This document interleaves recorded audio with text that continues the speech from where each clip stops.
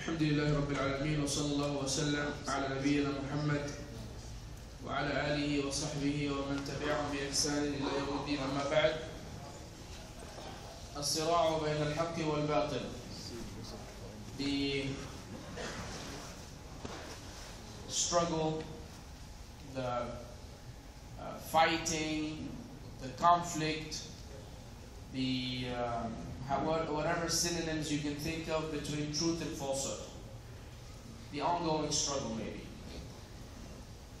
He began the khutbah by saying that whosoever follows the Quran and the concept of the teachings of the Quran will have no choice but to come to the realization that that the concept of the struggle between truth and falsehood is from the way of Allah Azza wa Jal in this life. It's part of life. And that life cannot possibly be wherein goodness is always absolute, nor it could be where evil is absolute. Rather, they face each other and they kind of weigh each other out or balance each other. Not necessarily balance, but they stand against each other. He said there are many ayat in the Quran which prove that, and he quoted some of them, in fact a couple of them. The first one is, such does Allah strike the similitude of the truth and falsehood. And another ayah, Allah said, and those who disbelieve argue in regards to the truth, in regards to the falsehood, in an effort to eliminate the truth with it. And so these examples, amongst others of the Quran, reinforce this historical fact that there's always a struggle between the truth and the falsehood, or between good and evil. And therefore, this is part of the reason why the Quran is known as al-Furqan, because does this tafriqa, or yufarriq, or yafriq bayn al-haqq wal-batil. It's the criterion which distinguishes between truth and falsehood. He further went on to say, and actually this is also understood under the concept of testing, being tested. And so therefore Allah Azza wa Jalla said, the one He who created death and life to test you who is better in deeds.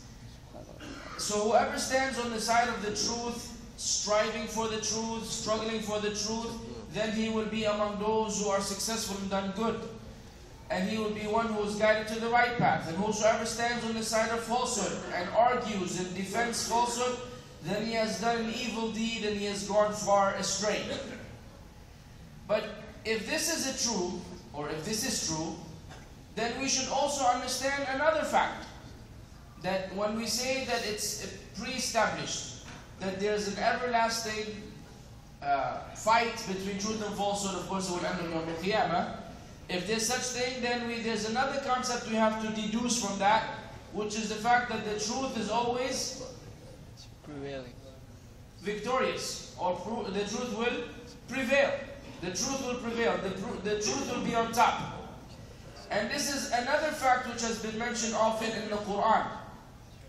Even though Allah may allow falsehood to gain some rounds, look at it as I don't want to say boxing, because boxing is not allowed. Think of some sort of sport where there's some physical contact between two individuals, and even though one may win a few rounds, at the end of the day, the one who wins the match is the winner. Similarly, there's a war between the truth and the falsehood, and Allah will allow falsehood to gain a couple of rounds here and there, but in the ultimate end, the victorious one will be the truth. So, Allah Azza wa Jal said, when He spoke about the context of the magicians of Fir'aun with Musa, so the truth then came about, and all that which they were doing became false and was exposed. So he went on to say, this struggle then is an ongoing one, and it's upon us to follow the means which bring about victory. He gave us some examples from the historical examples. The fight or the struggle between Musa and Fir'aun. Musa alayhi salam and Fir'aun. Even though Fir'aun did win a few rounds, For example, he would take the women and kill the children. Right? I mean, that's victory over Bani Israel. And the only one he didn't kill is the one who killed him, really, which is Musa.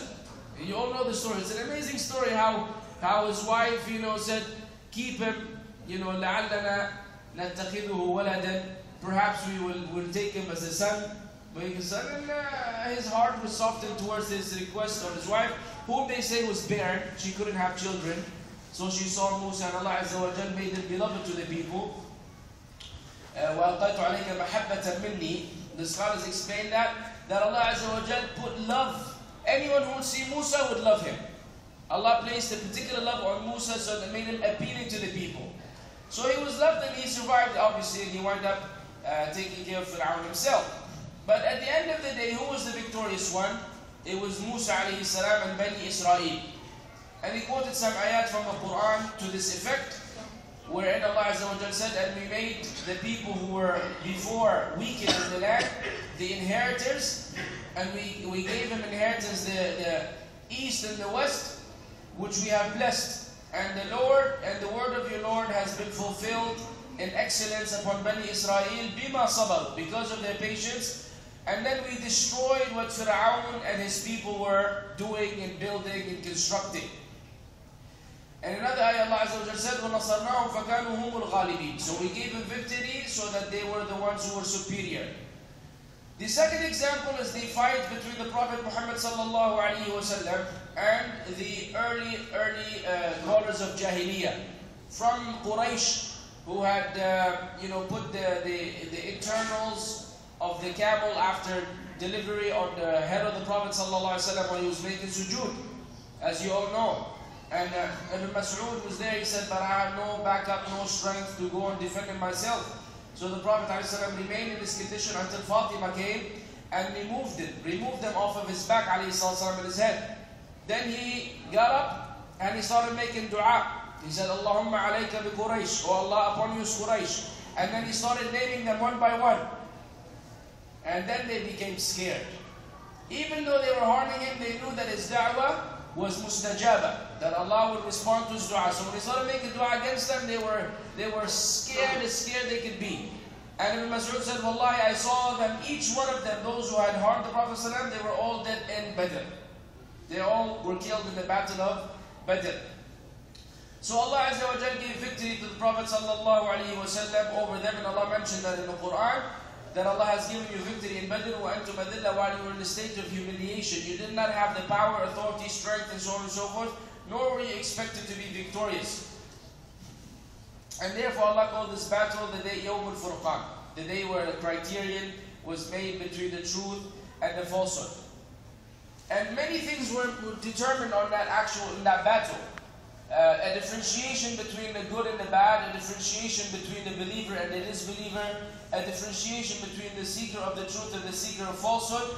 This is on an individual level. On a nationwide level, Islam, that was the first step towards the superiority and the dominance of Islam. It was the first step in this regard. Then he mentioned some other more recent historical facts, specifically what happened in Bosnia. I'm sure most of you, or some of you maybe, some of you are aware of what happened in Bosnia. He mentioned some historical background, how Bosnia is a Muslim people amongst the Christian majority in Europe, and how they were, the neighboring countries were on the verge of eradicating them. They wanted to kill them completely. They didn't have any kind of, real solid weaponry or anything to defend themselves. But they struggled, they were patient, fi sabilillah, and they were able to maintain and keep their grounds, and they're out and about until today. Otherwise, they would have been eradicated a long time ago. A second example is the Palestinian cause.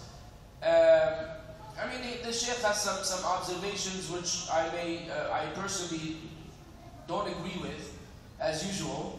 He went into some issues that are happening today and how this is considered a victory for Palestine, the fact that they have stopped ceasefire or done something of the sort. And the truth of the matter is that there's a lot behind the scenes And I mean, looking at this fashion is something that I cannot share with the Shaykh. So that's just my fault, not his fault, but that's what it is. The third example is the issue of Syria and Egypt.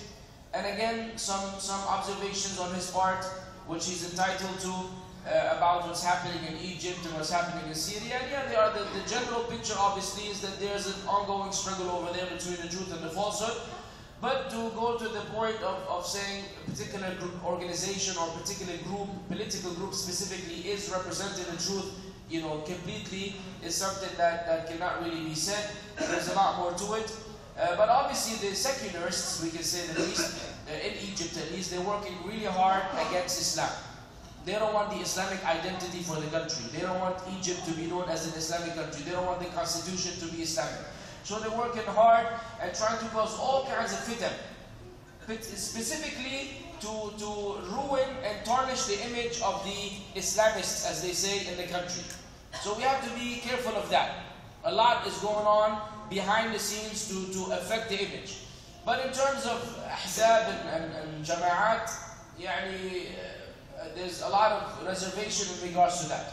We ask Allah to give victory to those who follow the Quran and the Sunnah according to the understanding of the Salaf. And so they of course, their general claim is that anyone who tries to defend his land or his religion, well, it should be his religion or his land, then he's a terrorist.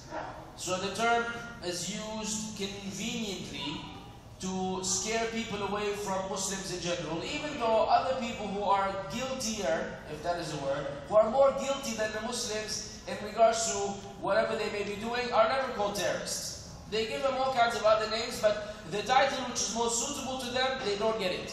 And a Muslim who simply merely defends his own house and his own family, automatically is labeled as a terrorist. So it's really misusage of the term, according to the modern definition. According to the modern definition of the word. Otherwise, terrorizing something or someone could be done to a cat. If you grab a cat and you're scared under the car and you go, you've terrorized the cat. Okay, but it doesn't mean that you have a bazooka or some RPG or something of the sort. That's an act of the term itself has a meaning in the language, whether it's in Arabic, and that's why he was mentioning the ayah in the Quran, تُرْهِبُونَ عَدُوَ اللَّهِ, that you put terror in the hearts of the enemies of Allah. So there's the linguistic term, and then there's the modern definition of the word, which is adding a bunch of other things to it. That's where the confusion really happens. But anyways, that's a complicated matter that cannot be discussed in a Khutbah translation. So his solution, or the solution he suggested, would be that we have to be careful first of being reactionists, people who just react anytime something happens. If we don't have a solid plan, it's not going to happen. And then we need to have unity. The unity of the ummah based on the statement of Allah Azza wa Jal, and hold on to the rope of Allah altogether and do not divide. And remember the favor of Allah upon you when you were enemies. So He reconciled between your hearts and you became, due to His bounty, brothers. And you were on the edge of a pit of fire, so He saved you from it. Such does Allah make the signs clear for you, so you may be guided. And so basically we need to have this coming together of the Muslims towards the greater evil, and the truth has to be represented in the individuals of Muslims so that it can become the equality of the ummah. And once the ummah represents the truth, then all the promises of Allah Azza wa Jal shall come to pass.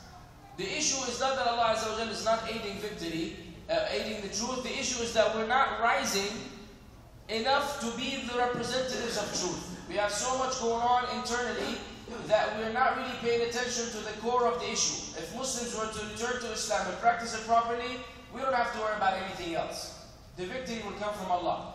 But we have all kinds of obstacles within ourselves which are preventing us from attaining this objective.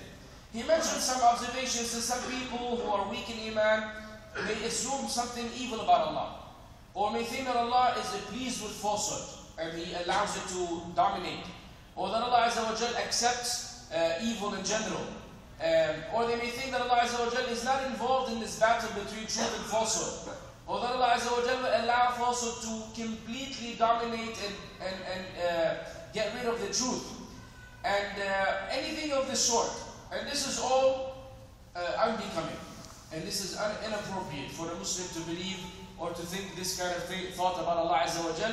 Rather, we know that Allah subhanahu wa ta'ala is ever on the side of the truth, and He will ever give victory to the truth and its people, provided, as we said, that we do the job.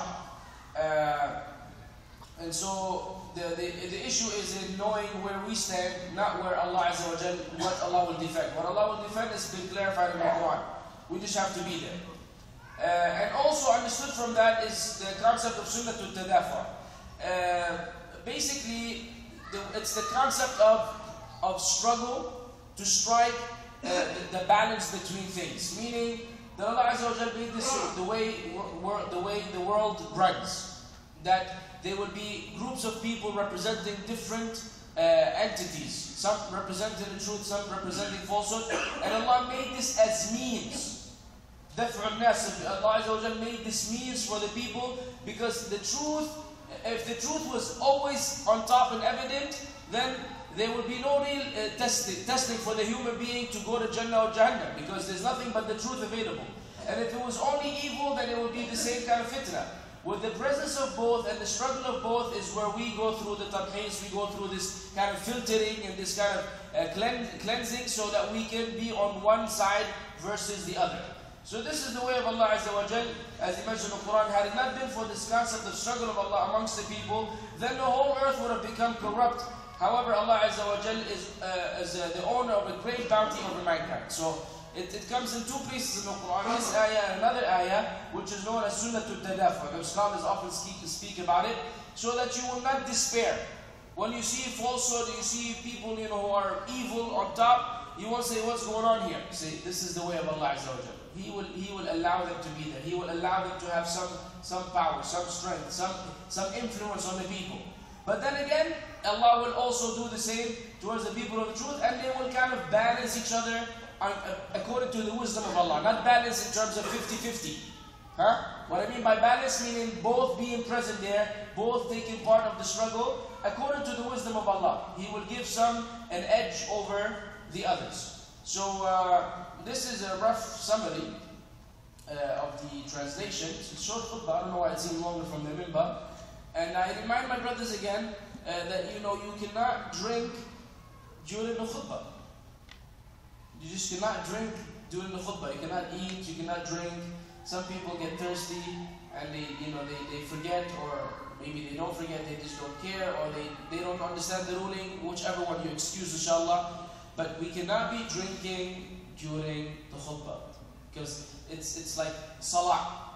You pray today 2 rak'at, you pray 4 rak'at, because this Jumu'ah is connected with the 2 rak'at which we pray. So yes, there are some things allowed in this khutbah al-Jumu'ah which are not allowed in the salah, but then these things which are allowed are per evidence. We have to have an evidence which permits us to say a particular word, or shake someone's hand, or gesture, as it comes in the sunnah. But beyond that, we have to consider ourselves in the state of salah. You don't drink during salah because you got thirsty.